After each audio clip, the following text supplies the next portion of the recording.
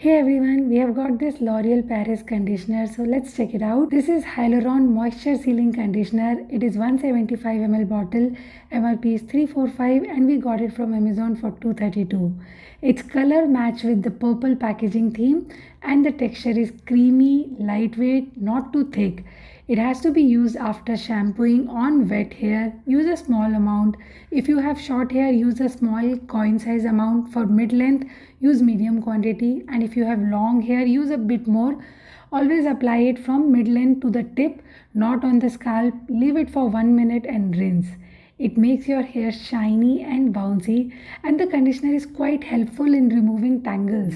This makes your hair smooth and manageable, and it contains hyaluronic acid which gives a deep hydration, replump the hair and add bounce.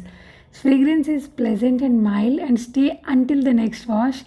I would suggest this for dry and dehydrated hair. However, for oily scalp, this conditioner may be heavy. Overall, a good product from a reliable brand. The direct buying link is in the description box. Subscribe for more. Bye bye.